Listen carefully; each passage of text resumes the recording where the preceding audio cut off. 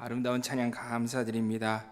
우리 시온 찬양대회 권사님들 또 오늘 낮에도 원래로 모이셔가지고 교회를 위해서 기도하시고 헌신하시고 또 이렇게 저녁에는 또 찬양으로 또 주님 섬기고 갑절로 귀하게 느껴집니다. 비 오고 나서 날씨가 많이 좀 쌀쌀해졌습니다. 그죠? 새벽에 제가 교회를 나서서 이제 집을 나서서 교회로 이제 걸어오는데 바람이 살짝 부는데 공기가 굉장히 차더라고요. 그래서 걸어 들어오는데 가을 속을 이제 걸어 들어가는 그런 기분이 들었습니다. 릴케라는 시인이 가을엔 기도하게 하소서라는 기도시를 쓴 적이 있는데 정말로 이제 기도하고 하나님 예배하기 참 좋은 계절에 우리가 들어가고 있는 것 같습니다. 다음 주에는 또 우리 부흥회도 있고요. 또 부흥회를 위해서 우리가 기도하고 준비하고 있는데 다음 주 부흥회도 부흥회지만은 당장 오늘 이 자리에서 바로 이 순간 우리가 은혜 받고 돌아가는 저녁 되었으면 좋겠습니다. 지난주 수요일 날 또 공교롭게도 우리 최종 강사님이 마태복음 25장의 달란트 비유 설교를 하셨는데 제가 눈치 없이 누가복음 19장의 또 문화 설교를 이번 주 이렇게 본문으로 택했습니다. 눈치.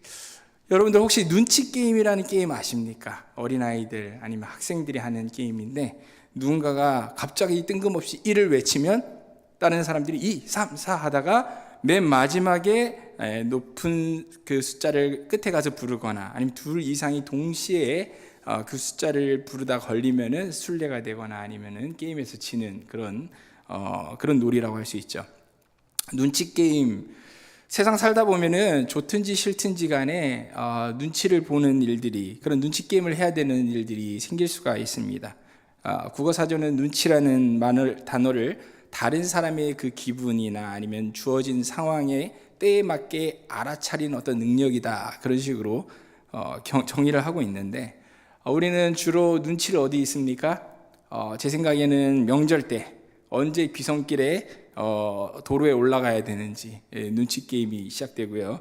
그리고 대학 입시 때 어떤 학과, 어떤 학교에 지원해야 되는지 그럴 때도 눈치 게임을 하게 되고요. 특히 우리 일상에서 가장 치열할 때가 제 생각에는 마트 이렇게 계산대, 어느 계산대 줄에 설지 그때 순간의 선택이 몇 분을 좌우하기도 하죠. 2014년도에 어린이날에 인터넷상에 올랐던 유명한 사진이 있습니다. 지금도 회자되는 사진 한번 볼까요? 대국민 눈치게임 실패의 날이라고 불리면 여러분도 검색해 보시면 보게 되는 왼쪽의 사진입니다.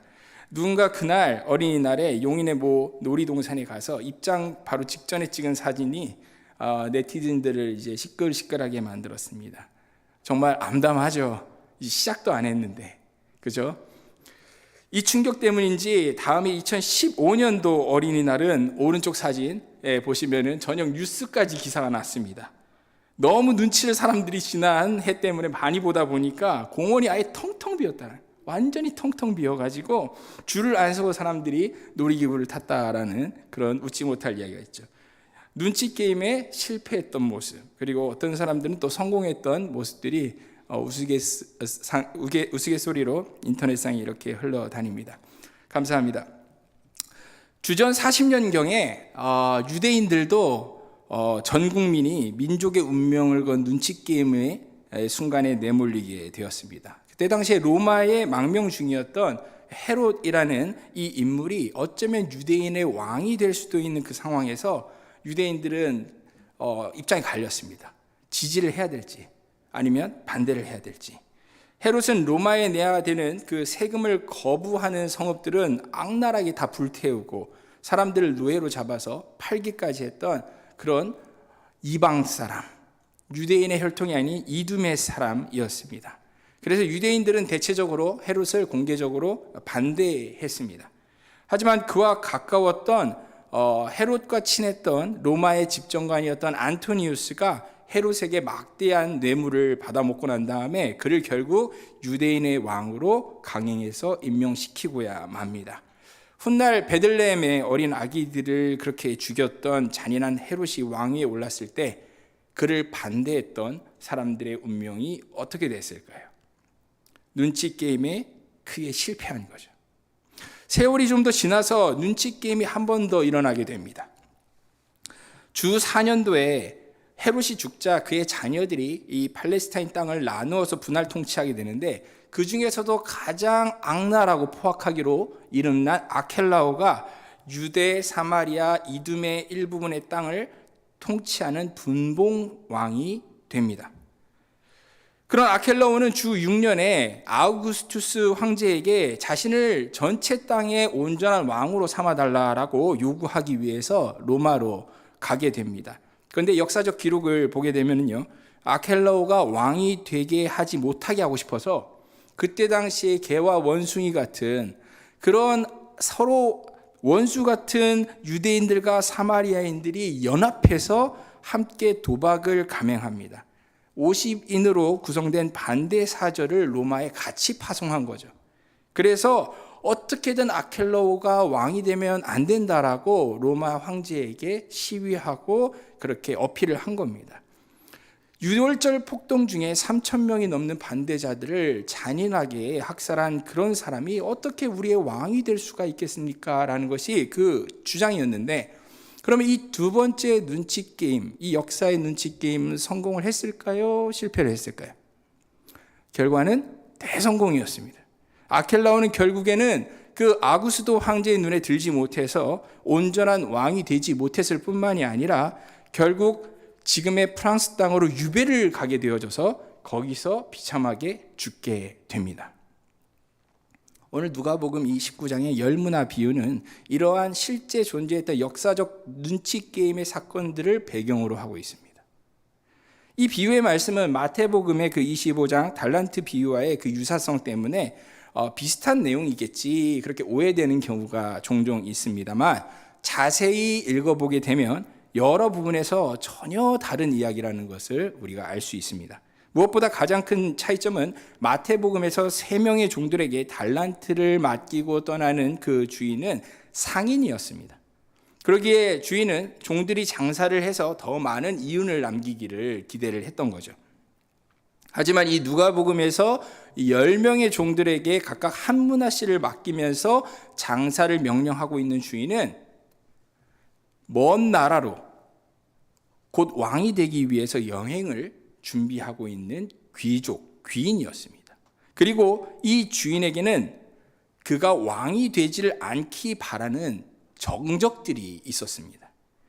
이 상황의 차이는 각각의 종들로 하여금 전혀 다른 상황을 살아가게 만드는 거죠.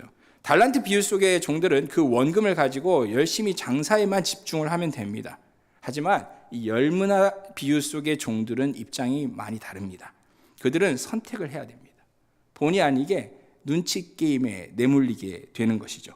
주인의 명령대로 주인의 자본금을 가지고 주인의 이름을 걸고 정말 시장에서 사업을 할 것인가?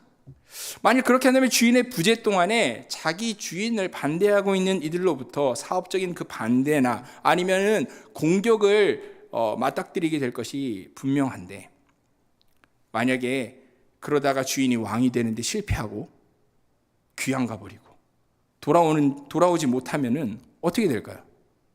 그러면 반대파들이 득세하게 될 거고 종들은 더 입장이 난처해질 것이 분명합니다. 반대로 그런 위험을 다 떠안고 사업을 열심히 했는데 실패하면은요, 주인이 돌아와서 그 실패를 추궁할 것이 분명하죠. 만일 그 주인의 성격이 무서운 사람이라면 원금까지 까먹은 것을 가지고 혼낼 것이 분명합니다. 자, 그러면 이제 어떻게 해야 될까요? 만일 우리가 그 문화 비유 속의 종들이라면은 여러분 같으시면은 장사를 하시겠습니까? 안 하시겠습니까? 만일 이렇게 눈치 게임에 강요당하는 상황에 우리가 놓이게 된다면 어떤 결정을 하게 될까요? 오늘 본문에는 9명의 종들과 다른 선택을 한 사람의 그 한 종의 이야기가 주목되어집니다. 그는 특별히 어떤 선택을 했을까요? 주인은 10명의 종들에게요, 각기 한 므나씩을 주고 길을 떠납니다. 한 므나는 당시 대략 노동자 100일치의 품삯에 해당되는 금액이었습니다. 아주 넉넉하게 잡아서 하루 일당을 10만 원을 번다라고 생각하면 한 1,000만 원 정도 되는 돈이라고 할 수 있겠죠. 결코 작은 돈이라고 말할 수는 없겠지만은, 그렇다고 달란트 비유에 될 만큼 어떤 사업을 펼치기에 넉넉하게 큰 금액이라고 보기에도 좀 무리가 있습니다. 하지만 중요한 것은 종들에게 주어진 그 각각의 한 문화, 이 돈이 결코 종들이 뭔가를 잘해서 받은 돈은 아니라는 것입니다. 그저 주인이 자신의 종들을 신뢰해서 맡겨본 돈들입니다. 만일 다만 주인에게는 돈을 맡기면서 한 가지 기대하는 것이 있었죠. 바로 종들이 주인의 이름으로 무엇을? 종들이 주인의 이름으로 사업을 하는 것이었습니다. 주인은 내가 돌아올 때까지 장사하라고 정확하게 명령을 하고 먼 여행길에 오릅니다. 이 말을 헬라어 원문을 어떻게 해석하냐에 따라서 이런 의미로도 번역될 수 있습니다. 내가 돌아올 것이므로 너희는 장사를 해라. 즉 내가 다시 돌아올 때까지 최선을 다해서 한번 장사를 해봐라. 시간은 한정이 되어 있다. 내가 다시 돌아오면 너희가 얼마나 열심히 활동했는지, 얼마나 많은 이익을 남겼는지를 확인할 테니까 최대한 많이 벌고 너희가 장사를 해서 너희의 가치를 증명해봐라. 그런데 문제는 앞서 말씀드렸듯이 시장 상황이 이 주인의 종들에게 결코 호의적이지가 않았다라는 겁니다. 14절은 이렇게 말씀하죠. 그런데 그 백성이 그를 미워하여 사자를 뒤로 보내어 이르되 우리는 이 사람이 우리의 왕됨을 원하지 아니하나이다 하였더라. 그 나라에는 그 주인을 아주 모욕적인 호칭으로 그렇게 부르면서 그가 왕되는 것을 반대하는 세력이 있었다라는 겁니다. 이 반대자들은 어떤 희생을 치르는 한이 있더라도 그 주인이 자신들의 왕이 되지 못하게끔 갖은 수를 다 쓰고 있는 중이었습니다. 당연히 할 수만 있다면 그 종들의 활동도 사업도 방해하려 들 것이 너무 뻔했습니다. 그렇다면 주인은 이 사실을 몰랐을까요? 그럴 리가 있겠습니까? 분명 주인은 자신을 둘러싼 그 정치적인 상황을 누구보다 잘 이해했기 때문에 그런 명령을 내린 것이 분명합니다. 그렇기 때문에 이 주인이 10명의 종들에게 장사를 하라는 것은 단순히 달란트 비유처럼 이익을 남기라는 것 그 이상이었습니다. 그것은 주인이 왕이 되어서 올 때까지 종들로 하여금 그의 빈자리를 채우고 있으라는 명령이었습니다. 주인의 그 명성이 잊혀지지 않게끔, 그 존재감이 사라지지 않게끔 그렇게 활발하게 주인의 이름을 내걸고 주인의 이름을 사람들에게 계속적으로 각인시키고 알리라는 그런 활동에 대한 요구였던 것이죠. 너희들은 이렇게 많은 반대 세력과 나를 적대하는 세상 가운데서도 내가 없는 동안에 그 모든 위험까지 다 무릅쓰면서도 나의 충성된 종들이라는 것을 세상 가운데 공개적으로 선언하며 살아갈 수 있겠느냐. 이것이 주인의 의도였던 거죠. 도대체 예수님께서는 왜 이 상황, 이 시점에서 제자들에게 이런 비유의 말씀을 했던 것일까요? 우리는 예수님께서 이 비유를 언제 말하셨는지 그 시점을 살펴볼 필요가 있습니다. 11절은 이야기하죠. 그들이 이 말씀을 듣고 있을 때에 비유를 더하여 말씀하시니 이는 자기가 예루살렘에 가까이 오셨고 그들은 하나님 나라가 당장에 나타날 줄로 생각함이더라. 우리는 이 비유의 말씀이 예루살렘에 가고 있는 중 여리고에서 삭개오와의 만남 이후에 주어졌다는 것을 알 수 있습니다. 예수님께서는 그때 왜 예루살렘으로 가고 계셨습니까? 마지막 유월절을 준비하기 위하셨기 때문에 예루살렘으로 가고 있었죠. 바로 유월절 어린 양이 되셔서 십자가에 못 박혀 세상 죄를 위해 죽으시려고 그 길을 가고 있는 중이었습니다. 하지만 예수님과 함께 갈릴리로부터 내려왔던 70명의 제자들은 그 사실을 전혀 깨닫지 못하고 있었습니다. 그 여행길에서 예수님께서 여러 차례 그분의 순환과 죽음과 부활에 대해서 계속 이야기를 하셨음에도 불구하고 11절에 제자들이 뭐라고 생각했다 그렇게 기록하고 있습니까? 그들은 하나님의 나라가 당장에 나타날 줄로, 그냥 권세가, 힘이, 그 영광이 나타날 거라고 생각했습니다. 예수님께서 유대 종교 지도자들과 로마 제국을 짓밟으시고 유대인의 왕으로 이 땅에 실을 댈 그 하나님의 나라의 왕이 되어서 세상을 다스릴 거다라는 그런 가슴이 부푼 기대에 차 있었다는 거죠. 따라서 예수님께서는 이 비유를 통해서 바로 그분께서 이 비유 속의 주인처럼 진정한 왕이 되긴 되시지만은 그렇게 왕이 되시기 위해서는 제자들 한동안 떠나가 있어야 된다라는 것을 지금 알려주고 계시는 겁니다. 뿐만이 아니라 언젠가 분명히 다시 돌아오실 것은 맞는데, 그때에는 이 제자들이 예수님께로부터 받은 각각의 그 은사든 아니면 삶의 그 무언가를 통해서 이 세상 가운데 충성되게 예수님의 이름을 걸고 결과를 만들어내고 있어야 된다라는 그런 말씀을 알게 하려 이 비유의 이야기를 하신 것이죠. 이윤도 이윤이지만 결과도 결과지만 과정 또한 중요하죠. 장차 이 종들의 사업 거래 내역서를 쫙 펴보면은, 장부를 이렇게 쫙 펴보면은 얼마나 열심히 활동했는지, 실패든 성공이든 간에 그 주인의 이름을 걸고 얼마나 어려운 환경 속에서도 적극적으로 그들이 뭔가를 시도했는지를 알 수 있겠죠. 마찬가지로 예수님께서 세상을 심판하실 진정한 왕 중의 왕으로서 구름 타고 오실 날이 오면 제자들의 그 삶의 기록도 펼쳐보시게 될 겁니다. 그들이 얼마나 예수님을 다시 오실 진정한 왕으로 믿고 자신의 삶을 결정하고 선택하고 투자해 왔는지, 그러지 않았는지, 결과뿐만이 아니라 과정까지도 다 드러날 것이었죠.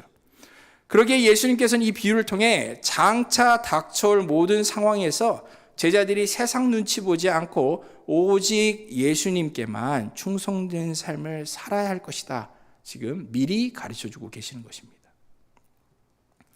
게다가 이 비유 속에 종들이 각자 이루어낸 그 결과, 그리고 그에 따른 주인의 반응 또한 우리로 하여금 많은 것을 생각해 보게 만듭니다.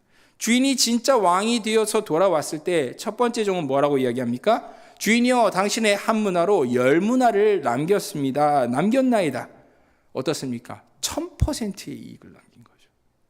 대단합니다. 사업 환경이 정말 어려웠을 텐데 대단한 결과를 만들었습니다. 그렇기 때문에 왕이 된 주인은 이렇게 취하죠. 잘하였다, 착한 종이여, 네가 지극히 작은 것에 충성하였으니 10골 권세를 차지하라. 대단한 칭찬의 말입니다. 주인의 눈에 보기에 정말 좋은 종이었다는 겁니다.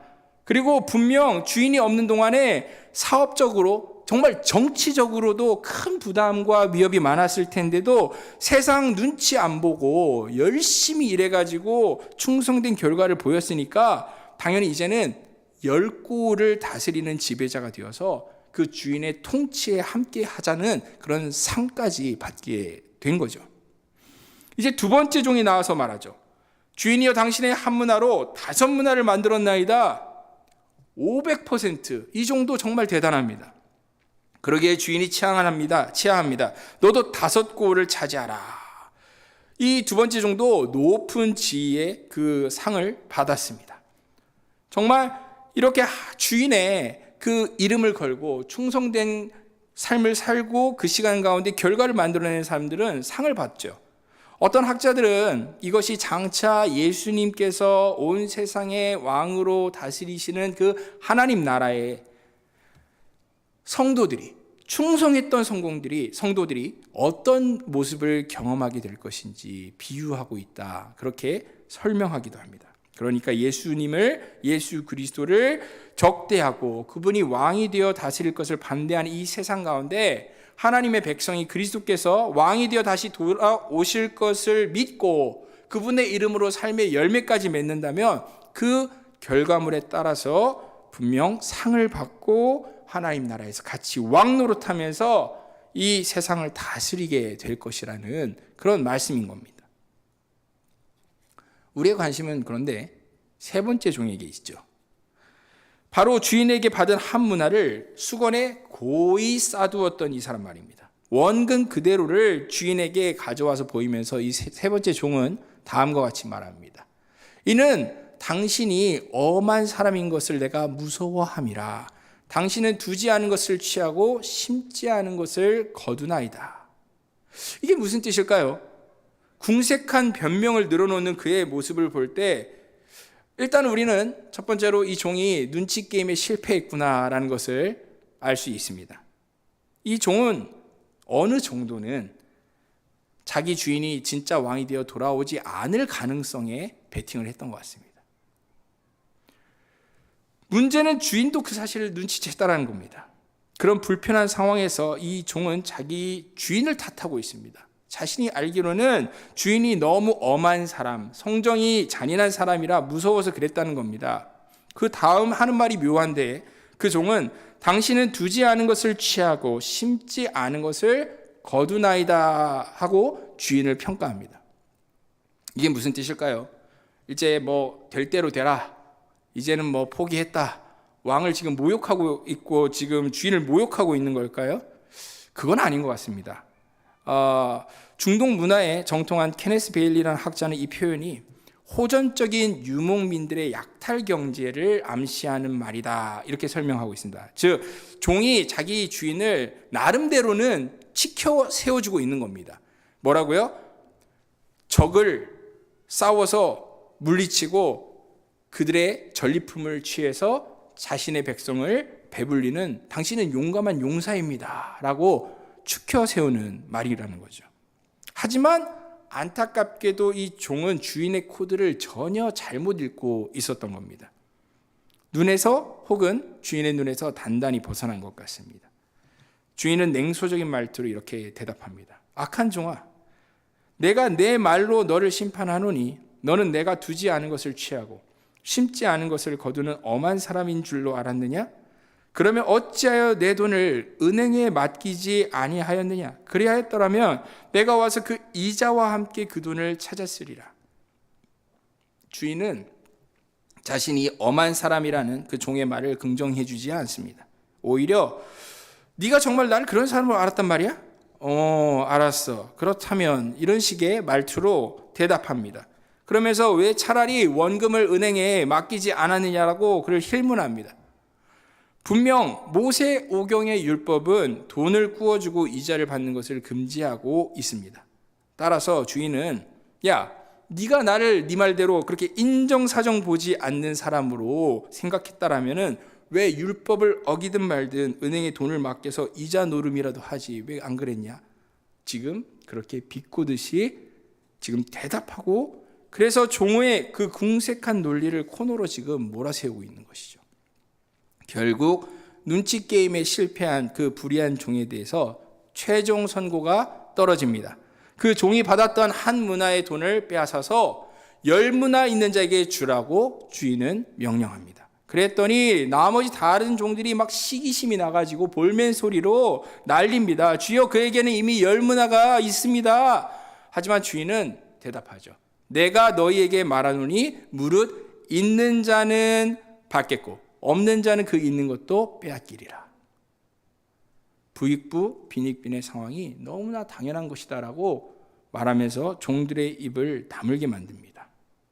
그리고 나서 지금까지 소극적으로 눈치 게임을 해왔던 이 악한 종뿐만이 아니라 자신이 왕이 되는 것을 적극적으로 반대했던, 반대편의 눈치 게임에 모든 것을 걸었던 그 적들을 향해서 무서운 선포를 하죠. 뭐라고요? 그리고 내가 왕됨을 원하지 않았던 저 원수들을 이리로 끌어다가 내 앞에서 죽이라 하였느니라. 여기서 이 문화 비유는 끝이 납니다. 실제 이 왕의 명령이 이행이 되어져서 온 나라에 피바람이 불게 되었는지 아닌지 우리는 누가 특유의 그 열린 결말 때문에 그 끝을 알 수가 없습니다. 그리고 똑같이 한 문화를 받은 이 나머지 이 7명의 종들은 어떤 상을 받았는지 벌을 받았는지 마찬가지로 우리는 알 수가 없습니다. 하지만 한 가지는 분명히 알았습니다. 인생을 걸은 그 눈치 게임에 실패하게 되면은 사람은 그 선택의 대가를 치르게 된다는 것이죠. 이제 우리는 최종적인 질문을 던지게 됩니다. 그러면 우리는 어떻게 하면 이 인생의 눈치 게임을 실패하지 않을 수 있을까요? 그게 제일 중요하지 않겠습니까? 제가 먼저 처음에 그 눈치라는 그 정의를 그 다른 사람의 기분이나 또는 어떤 주어진 상황을 때에 맞게 알아차리는, 빨리 알아차리는 능력이라고 소개한 바 있는데요. 결국 눈치라는 것은 정보의 그 불확실성 가운데서도 가장 성공 가능성이 높은 쪽을 그 선택하는 어떤 능력이라고 말해볼 수도 있겠습니다. 그렇기 때문에 눈치 게임의 그 성공률을 높이는 가장 확실한 방법은 분명한 정보를 통해서 그 불확실성을 최대한 제거하는 것이라고 말할 수 있겠죠. 그러기에 눈치 게임에 실패한 이 종의 경우에 가장 그의 실패의 주된 원인은 바로 무지였습니다. 무엇에 대한 무지? 자기 주인에 대한 무지였습니다. 세상이 뭐라고 반대하든 말든 자기 주인이 정말로 왕이 될 자격이 얼마나 갖춘 사람인지 그것부터 확실히 정확하게 알았어야 됐는데 이 종은 자기 주인에 대한 확신이 없었습니다. 주인이 왕이 될 것을 믿지도 않았고 오히려 목소리가 큰 게 뭐라고 주인을 반대하는 세상 사람들의 목소리에 더 어느 순간 귀가 흘러갔습니다. 뿐만이 아니라 그는 자기 주인이 어떤 사람인지 몰라도 너무 몰라서 주인을 그저 피하는 게 상책인 그런 무서운 사람이라고만 오해를 했습니다. 주인이 분명 자신을 신뢰해주고 그 한문화를 맡겨주고 그랬음에도 불구하고 이 종은 거꾸로 자기 주인을 믿어주지를 않았습니다. 오히려 주인을 심지도 않고 거두려하는 날강도 같은 사람이라고 욕하는 반대파들이 주장하는 그 왜곡된 시선을 그냥 추종했을 뿐이죠. 그럼 왜곡된 시선의 결과로 종이 받은 벌이 무엇이었습니까? 단순히 한문화 받았던 걸 뺏긴 게 벌이었을까요? 아닙니다. 잘 살펴보면 주인은 이 종을 눈에 보이게 벌하지는 않았지만 그를 분명하게 벌했습니다. 무엇을요? 그의 무지가 계속 무지로 남아있게끔, 그의 결핍이, 주인에 대한 불이해가, 이해가 없음이 계속 이해 없음으로 결핍되게 주인은 내버려 둡니다. 진정한 벌이 그 주인에 대한 이해에 관한, 그것이 바로 이 최고의 벌이 되어서 이 종에게 돌아간 것입니다. 앞으로 주인과 함께 고을들을 다스리게 될 다른 충성된 종들은 장차 자기 주인이 어떤 사람인지 곁에 있으면서 더 많이 알아가겠죠. 그리고 더 서로 신뢰하고 더 함께 나아갈 것입니다. 하지만 이 한 사람의 종은, 눈치 보던 종은 이제 주인과의 관계가 파산이 났습니다. 이제는 주인을 더 알고 싶어도 알 방법이 기회조차 없습니다. 우리는 이 비유를 통해 깨달을 수 있습니다. 주님께서는 우리가 그분을 어떻게 인식하고 있는지 늘 알고 싶어 한다는 겁니다. 그래서 주님께서 장차 왕권을 가지고 세상에 다시 오실 때에 주님은 보기 원하신다는 거죠. 예수가 자신의 왕이 아니기를 맹렬하게 원하는 이 악한 세상 가운데서도 주님의 종된 우리들이 얼마나 그분의 이름을 걸고 충성된 삶을 사는지 살지 않는지를 말입니다. 결국에 주님께서 오실 때에는 우리의 그 열매를 보아 알리라 말씀하시는데 우리의 그 충성의 열매를 보고 싶어 하시는 겁니다. 하지만 이 세상에서 예수의 종으로 살아간다는 게 결코 쉽지만 않습니다. 세상은 우리에게 끊임없이 눈치 게임을 강요합니다. 그렇기 때문에 우리도 하나님과 세상 사이에 끊임없이 눈치 게임을 하게 되는 그런 고민의 상황들을 만나게 되죠. 정말 예수님께서 언제 오실 것을 우리는 믿는다고 말하지만 정말 내일 당장 오시겠냐라는 그 잠재의식 가운데 오늘 하루 정도는 세상과 타협하고 사는 모습이 우리 가운데 있지는 않냐는 겁니다. 잘못된 눈치 게임을 하루에도 12번도 더 할 수 있습니다. 과거 제가 베트남에 단기 선교를 다녀온 적이 있는데 완전 작은 시골 동네 한 교회를 방문했더니 나이가 은퇴를 앞둔 담임 목회자 한 분이 작은 교회를 섬기고 있었습니다. 선교사님의 이야기를 들으니 그분의 직함이 목사가 아니라는 겁니다. 전도사라는 겁니다. 아니 몇 년을 섬기셨는데요. 평생 이 교회를 섬겼다는. 그런데 어떻게 전도사예요? 그랬더니 이야기하시는 게 지금도 그렇지만 공상 정권 치하에서는 국가의 그 종교성이 전국의 목사의 그 숫자를 제한해 버렸다는 겁니다. 그래서 평생 전도사로만 살다가 가는 것을 선택한 그런 목회자들도 많고 저분도 젊었을 때는 정말 고초를 많이 당하시고 고문도 많이 당하셨는데 신앙을 버리지 않고 목사 안수 받는 것을 받을 수 없다는 걸 알지만 그것에 만족한 채로 그냥 전도사로 평생을 그 교회를 섬기고 살아오셨고 이제 은퇴를 앞두고 있다는 것이었습니다. 저는 저희를 그렇게 환한 얼굴로 맞아줬던 그분의 얼굴을 잊을 수가 없습니다. 이 노전도사님의 그 얼굴은 제 눈에는 분명 세상 눈치 안 보고 한 사람만을 향해서 충성했던 정말 그런 얼굴이었습니다. 사랑하는 우리 성도 여러분, 언젠가 끝에 가면 우리 인생의 그 모든 선택들의 결과가 다 결산되는 날이 오지 않겠습니까?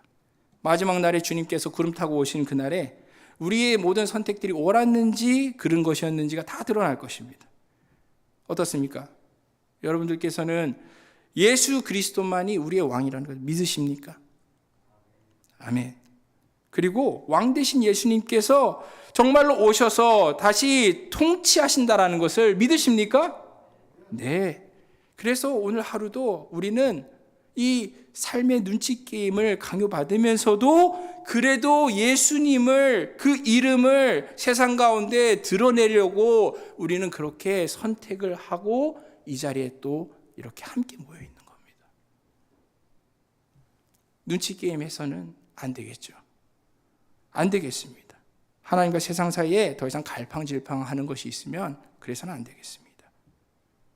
우리가 예수님을 믿을 때 잘 박힌 목처럼 그렇게 충성된 모습으로 잘 믿으면 주님 오셔서 분명 눈치 안 보고 주님 바라봤던 이들에게 말씀하실 겁니다. 네가 지극히 작은 것에 충성하였으니 1000년 동안 나와 더불어 왕 노릇하라. 그 말 다 들으시는 우리 성도님들 되시길 축복합니다. 기도하겠습니다. 하나님 감사합니다. 주님 말씀의 그 비유를 통하여서 이 세상 가운데 살아갈 때 수많은 그 눈치 게임을 강요당하니도 우리로 하여금 주님을 바라보고 충성하고 그렇게 살아갈 것에 대해서 다시 한번 격려하고 도전해 주시니 감사합니다. 오직 주님만 섬기고 주님 오실 때까지 주님만 바라보고 우리가 모든 선택에 충성됨으로 살아갈 때에 주님 앞에 열매로 칭찬받는 모든 승동의 성도들 되게 하여 주시옵소서. 감사드리며 예수 그리스도의 이름 받들어 기도 올리옵나이다. 아멘.